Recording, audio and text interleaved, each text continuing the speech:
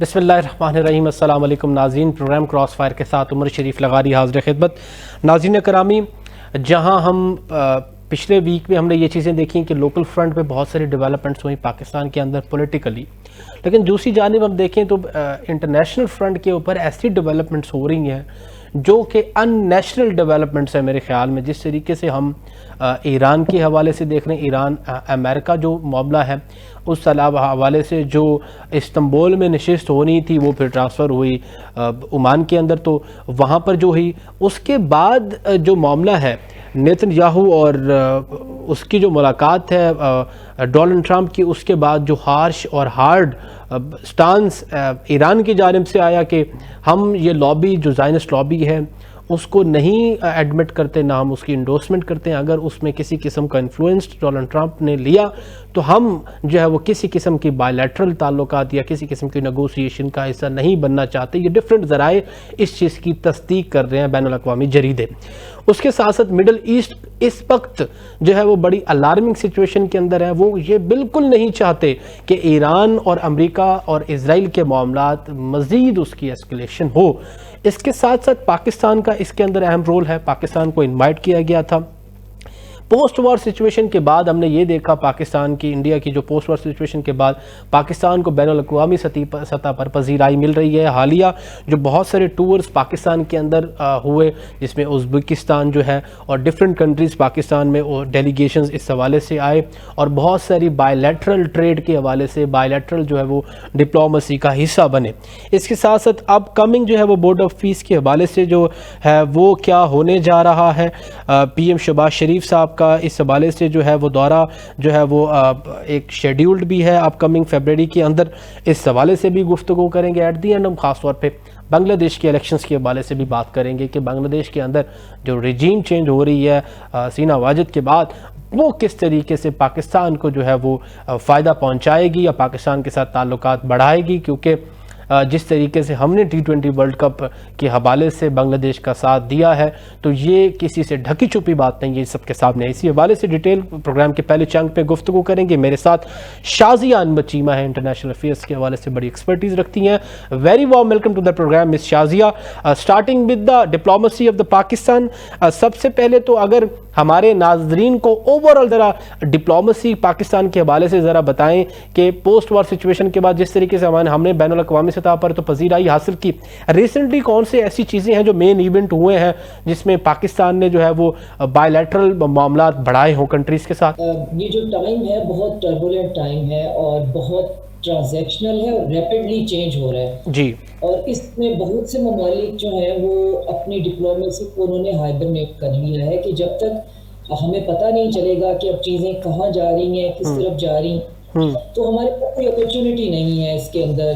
तो अभी हमें पता चल जाए कि हालात जो हैं, हवा का रुख क्या होगा। लेकिन पाकिस्तान ने इससे बिल्कुल अपोजिट जो है इतने टर्बुलेंट टाइम को अपने लिए अपॉर्चुनिटी जो है वो बनाया है और उस अपॉर्चुनिटी में जो डिप्लोमेटिक एफर्ट्स शोकेस हो रही हैं वो बहुत टेंजिबल, और यकीनन उनकी वजह जो है वो पीछे हमारी एग्जीबिशन है, हमारी डिटरेंस और साथ हमारी पॉलिटिकल विल और कैपेबिलिटी को हम बिल्कुल नज़रअंदाज नहीं कर सकते। वरना डिप्लोमेसी भी एक कमज़ोर मुल्क ने क्या डिप्लोमेसी करनी होती है। तो पहले तो आपको अपना आप मनवाना पड़ता है, फिर ये बावर कराना होता है कि हम इस रीजन में ना सिर्फ ये कि डिटरेंस की ताकत रखते हैं, बल्कि हम इस रीजन के अंदर जो है वो सिक्योरिटी को स्टेबलाइज भी करना चाहते हैं। और हमारा जो रिलेशन है अपने रीजन के अंदर वो बहुत ज़्यादा डीप है, लिहाजा हमारी चीज़ों की जो पल्स है वो हम समझते हैं।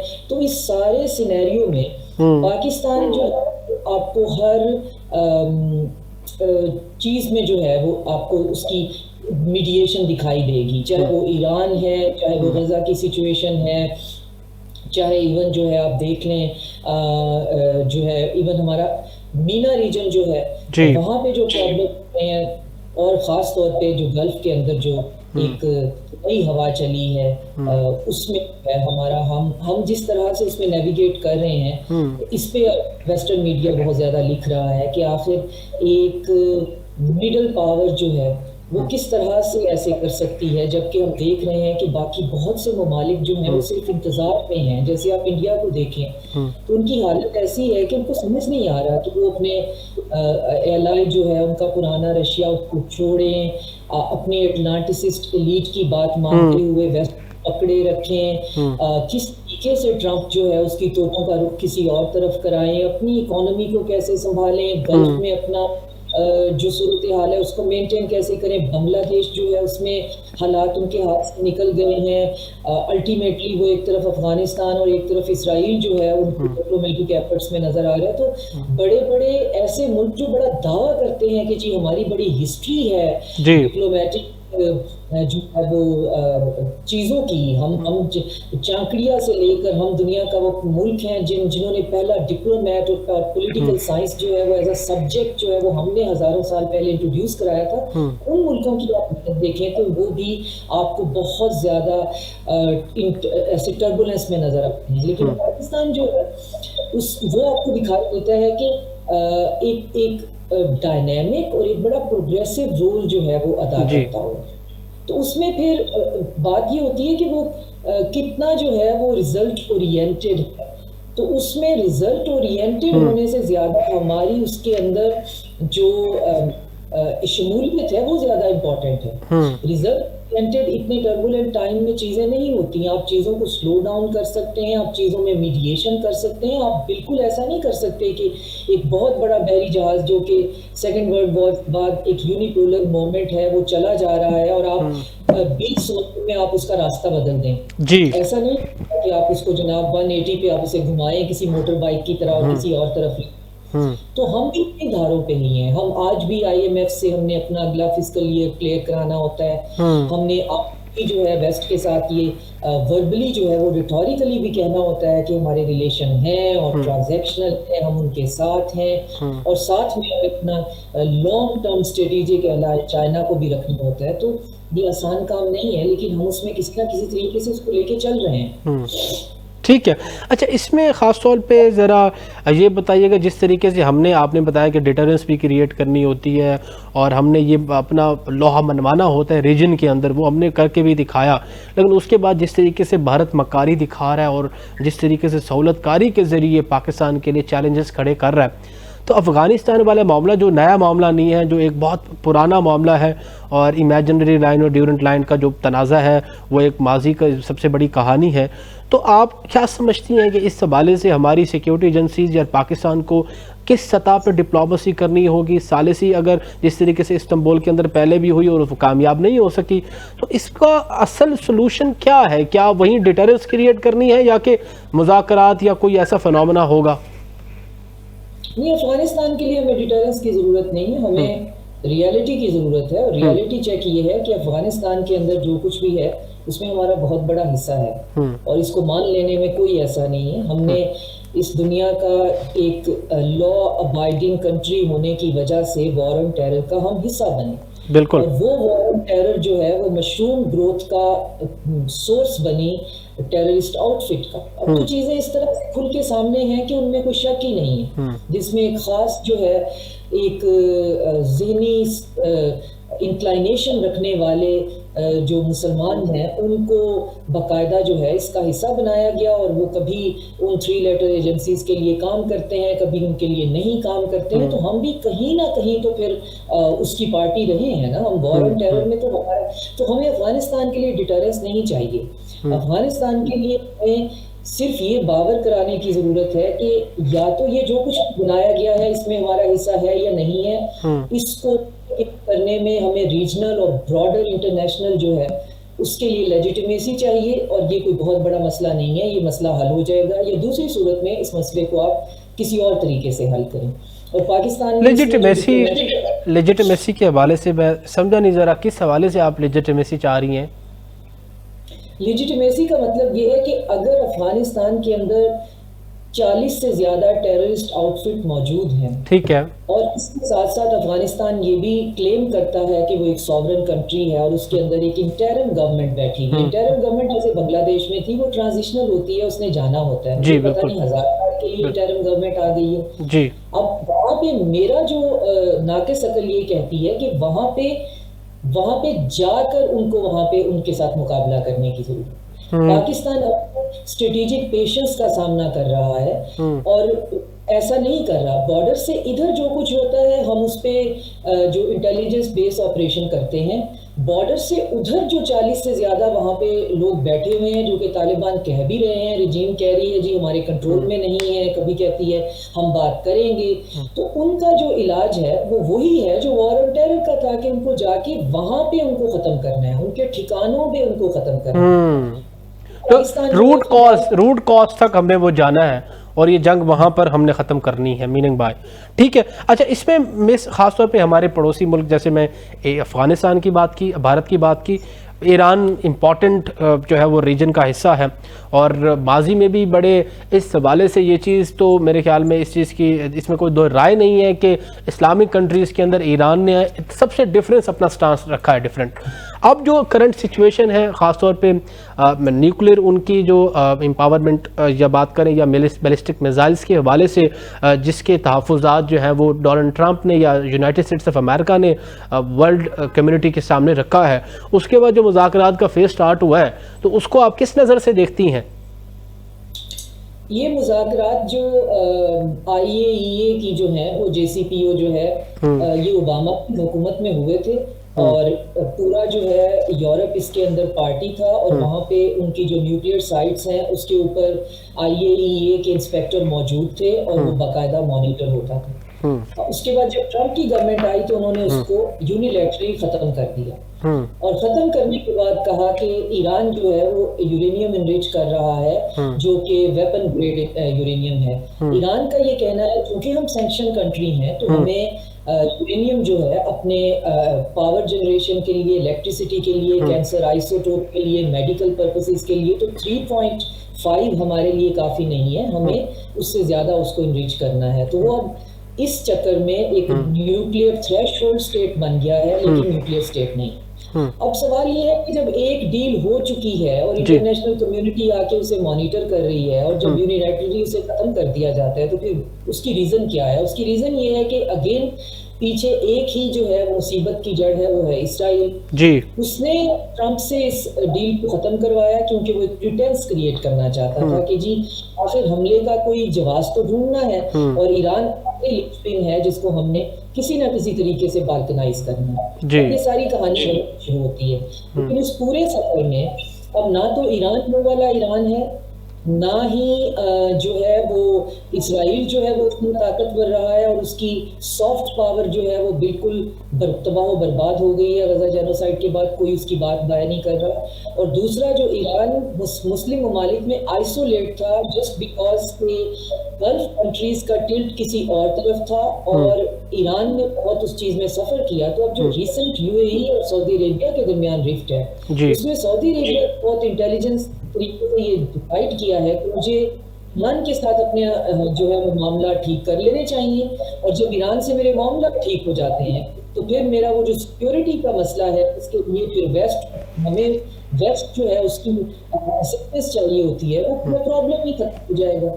तो अब आहिस्ता आहिस्ता चीज़ें जो है वो बिल्कुल डिफरेंट तरीके से जा रही हैं और रिसेंटली चाइना और रशिया ने जिस तरीके से मिलिटरीली सपोर्ट किया है और जो राइट्स वहाँ पे हुए हैं, वहाँ पे एलॉन मस्क के जो टर्मिनल वहाँ पे आए हैं स्टारलिंक के, उनको टेक्नोलॉजी से और रशियन जो टेक्नीशियंस हैं उन्होंने 40,000 जो है वो वहाँ पे ख़त्म किए हैं। तो ये सारी चीज़ें जो हैं अब ये एक तरफ इशारा कर रही हैं कि अब ईरान जो है वो टाइम थोड़ा सा इन्होंने अपना ख़त्म कर दिया है वेस्ट ने, या तो वो सीरिया के साथ साथ ही या उससे पहले इराक के टाइम पे ही ईरान का कोई इलाज कर ले तो जो करना चाहते हैं उन्हीं की जुबान में, तो अब वो थोड़ा सा लेट हो गए हैं। अब ईरान जो है उसका सर्वाइवल पाकिस्तान के लिए एग्जिस्टेंशियली इम्पोर्टेंट है, उसका खड़े रहना चाइना के लिए बहुत इम्पोर्टेंट है, उसका खड़े रहना रशिया के लिए बहुत इम्पोर्टेंट है। रशिया, चाइना और हम जो हैं इसमें पूरी तरह से मौजूद हैं। इवन मेरी अंडरस्टैंडिंग पूरी तरह से हम जो मौजूद हैं तो आपको आपको क्या लगता है कि अगर बात नहीं बन पाती, मुज़ाकरात का अमल जो है वो नाकाम हो जाता है, तो फिर एक तो दो क्वेश्चन है मेरे। एक तो क्या पाकिस्तान को इसमें क्या चैलेंजिंग होगा, दूसरा क्योंकि मिडिल ईस्ट के अंदर अमेरिकन बहुत सारे हवाई अड्डे हैं, तो वो फिर अगर वहाँ पर रिटेलिएट करता है, रिटेलिएशन के लिए वहाँ पर कोई जो कार्रवाई करता है अगर ईरान, तो मिडिल ईस्ट के लिए कितना ख़तरनाक होगा ये दो सवाल हैं। तो पहले ये देख लेते हैं कि मुज़ाकरात जो हैं वो कामयाब होंगे या नहीं। जी। मुज़ाकरात के लिए 3 शराइत रखी गई हैं कि इन शराइत पे हम बात करेंगे। एक ये कि ईरान अपना न्यूक्लियर प्रोग्राम बिल्कुल बंद कर दे और जो एनरिच्ड यूरेनियम है वो उसको किसी के हवाले करे, इंटरनेशनल बॉडी के। नंबर 2, अपना ballistic missile programme roll back कर ले। तो तीसरा जो है वो रीजन के अंदर जो अपने एलाइज हैं उनको सपोर्ट करना बंद करें। तो ईरान ने कैटेगोरिकली कहा है कि बैलिस्टिक मिसाइल और एलाइज को छोड़ना, अबैंडन करना, इन 2 पॉइंट्स पे तो बात होगी ही नहीं। बात सिर्फ न्यूक्लियर प्रोग्राम पे होगी, और वो प्रोग्राम की वो जिसको ट्रंप पहले उसमें कह चुके हैं कि मैं ऑब्लिटरेट कर चुका हूँ, तो अब वो अगर ऑब्लिटरेट किया था तो अब वो है कहाँ। और दूसरा ये कि उस पर बात हो सकती है। हमारे पास वैसे भी ईरानियों के पास फतवा है कि वो उसको वेपन ग्रेड पे ले जाना भी नहीं चाहते हैं। लिहाजा विटकॉफ और कुशनर की जो मस्कत में रिसेंट मुलाकात हुई है ईरानियन फॉरेन मिनिस्टर के साथ, वो सुनने में आया है कि आधे घंटे से ज्यादा की नहीं रही है, और ईरानियों ने बहुत कैटेगोरिकली कह दिया है कि अगर जंग करनी है तो आपकी मर्जी है, हम आपसे बात सिर्फ न्यूक्लियर प्रोग्राम पे करेंगे, और वो बात भी वही होगी कि वही डील जो खुद आपने फाड़ के फेंक दी है उसको रिवाइव करना है तो ठीक है बैठ जाते हैं, लेकिन बैलिस्टिक मिसाइल हमारे सर्वाइवल के लिए जरूरी है, और एलाइज जो उनको हम नहीं छोड़ेंगे, चाहे आप उन्हें प्रॉक्सी करें या जो भी आप कहना चाहते हैं। अब अगर उस सूरत में अब ये है कि अब अमेरिका के पास एक तो ये है कि वो अब अटैक करे ऑल आउट, क्योंकि उसके लिए फेस कीपिंग का मसला है, या फिर उसको पाकिस्तान और गल्फ कंट्री जैसे और तुर्की और मिस्र स्टेट्स हैं वो उसको कोई फेस कीपिंग दे दें, लेकिन उसमें मेरी इंफॉर्मेशन ये है कि वो फेस कीपिंग सिर्फ अमेरिका को नहीं देना चाह रहे, वो ईरान को भी देना चाह रहे। दोनों पार्टीज में किसी को भी ये नहीं एहसास दिलाना चाह रहे कि कौन लूजर है इसके अंदर। तो यहाँ बात रुकी हुई है। जंग जो है अमेरिका को समझ आ गई है कि अब नहीं हो सकती, क्योंकि रिसेंटली चाइना ने उनको अपने जदीद तरीन जो है वो जंगी जहाज भी जो है वो फ्राहम कर दिए हैं, और उनका मुकाबला जो है वो इसराइल नहीं कर सकता। इवन जो अमेरिका के पास भी उसके मुकाबले के जहाज हैं वो भी वो काबिलियत नहीं रखते हैं। ठीक है। और उस में ईरान के साथ अब इनको पता है वेस्ट को, ईरान पे अटैक का मतलब है कि चाइना और रशिया इसके अंदर शामिल हैं। तो अब क्या हम इस लंबी वॉर ऑफ अट्रिशन में शामिल होना चाहते हैं? ट्रम्प जो है वो एक 1 डे 2 डे शॉक एंड ऑ के बाद एक विक्ट्री लेके जाना चाहते हैं, मदूरो की तरह, कि हमने ना हम गए, हमने बंदा अगवा किया और हम बस आ गए।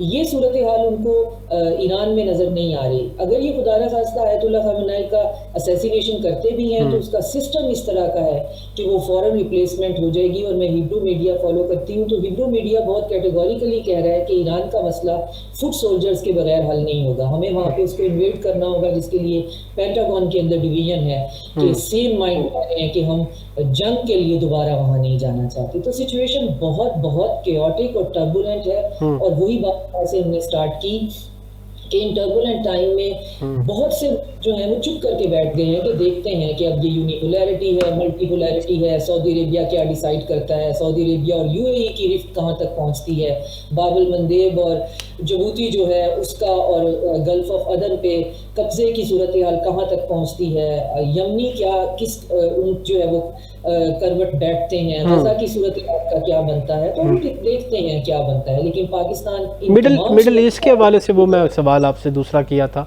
कि मिडिल ईस्ट के हवाले से कितना अलार्मिंग होगा अगर ये नहीं होता तो। देखिए मिडिल ईस्ट में हो ही रहा है कि जो हमने अपने लाइफ टाइम में शायद कभी सोचा भी नहीं होगा जी, कि हम हमेशा गल्फ कंट्रीज को गल्फ कंट्रीज ही कहते हैं, और हमारा ये ख्याल है कि ये कहीं ना कहीं ये जो गल्फ मोनार्कीज हैं ये आपस में कोई मिली भगत या समझौते के साथ रहती हैं। बहुत कम लोगों को, आपको पता होगा, हम जैसे लोग जो कि इस बात को बहुत एक्सटेंसिवली फॉलो करते हैं, हमें ये पता था कि अंदर खिचड़ी क्या पक रही है। यूएई जो है इब्राहिम अकॉर्ड में 100% इजराइल की तरफ जा चुका हुआ है। ट्रिलियंस ऑफ डॉलर की इन्वेस्टमेंट जो है वो इजराइल के साथ करता है, उसको कोई प्रॉब्लम नहीं। और सऊदी अरेबिया इसमें अभी भी रिलक्टेंट है, वो इब्राहिम अकॉर्ड का हिस्सा नहीं बनना चाहता। जी। अब सऊदी अरबिया बहुत स्मूथली, बहुत स्लोली, बगैर कोई शोर मचाए हुए ईरान की तरफ जो है अपनी नॉर्मलाइजेशन को बढ़ा रहा है, ट्रेड डील्स कर रहा है, उसके साथ सिक्योरिटी एग्रीमेंट्स की बात हो रही है। और ये सबसे बड़ा जो गल्फ को वेस्ट जो सिक्योरिटी प्रोवाइड करता था in the terms of basis, वो ये था हमारी मिलिट्री बेसिस हमें भी सिक्योर करेंगी और जब तुम लोगों को जरूरत होगी तुम्हें भी सिक्योर करेंगी। और किससे सिक्योर करेंगी? ईरान से। ईरान एक डेवल है जिससे हमने तुम्हें सिक्योर करना है और फिर खुद को भी करना है। अब जब सऊदी अरेबिया जो एक मुल्क वहां पे मैटर करता है, जिसकी आबादी है, जो कि एक बाकायदा मुल्क है, बाकी तो देखिए वो शहरों जितने तो वो साइज हैं उनके, तो वो ईरान के साथ हाथ मिला लेता है। तो पूरी जो लॉजिकल जस्टिफिकेशन है ना ईरान के अगेंस्ट एक साइकिल बनाने की और एक उसको एनसर्कल करने की, वो खत्म हो जाती है। और जिसकी हमें बहुत ज्यादा शवाहद नजर आ रही है। हम रिसेंटली एप्स्टीन फाइल ने तो लोगों को झंझोड़ के रख दिया है। जी बिल्कुल। यूएई और इजराइल का जो कनेक्शन सामने आया है वो बॉर्डर लाइन सिनिसिज्म है। वो आपको नॉलेज देता है कि इस हद तक हमें पता है कि मैं तो हमेशा कहती हूँ मुस्लिम उम्मा कोई चीज नहीं है, बायलैटरल रिलेशंस है, लेकिन हमें ये नहीं पता था कि जहां हम बैठकर जेनोसाइड की बात कर रहे हैं और हम वेस्ट को कहते हैं हम बेबस हैं, हम ये रुकवा नहीं सकते, ये रुक नहीं सकती, वहां हमारे अपने हमारी कमर तोड़ने में भी बिल्कुल पीछे नहीं है। तो अब वेस्ट को इल्जाम क्यों दें हम? क्योंकि उनका तो ये प्रोजेक्ट है, उनका तो ड्रीम प्रोजेक्ट है, तो वो तो उसकी केयर करेंगे। पर उन लोगों का जिनका ये ड्रीम प्रोजेक्ट नहीं है, हमारी आंखों में धूल झोंक के वो वहां पे जेनोसाइड की एडिंग और अबेडिंग कर रहे हैं 100%। तो ये चीजें जो हैं उनके लिए डिप्लोमेटिकली बहुत नुकसान पहुंचाने वाली हैं, बहुत उनको डैमेज करने वाली हैं। और ये चीज जो है गल्फ के अंदर एक नई पॉलिटिकल जो है वो मंजरनामा जो है वो सामने लेके आ रहा है। ठीक है miss, thank you so much, आपने टाइम दिया। नाज़रीन, प्रोग्राम में एक ब्रेक का वक्त, और ब्रेक के बाद हम थोड़े दूसरे मामलात ख़ासतौर पर पाकिस्तान के अंदर इकनॉमिकल और मईशत जो है वो इस वक्त किस दाने पर है, और इस वक्त जो एनर्जी के रिलेटेड और पाकिस्तान के अंदर इस वक्त जो सूरत हाल है उस हवाले से डिटेल गुफ्तगू करेंगे। छोटी सी ब्रेक के बाद फिर हाजिर होते हैं। विल बी राइट बैक इंशाल्लाह।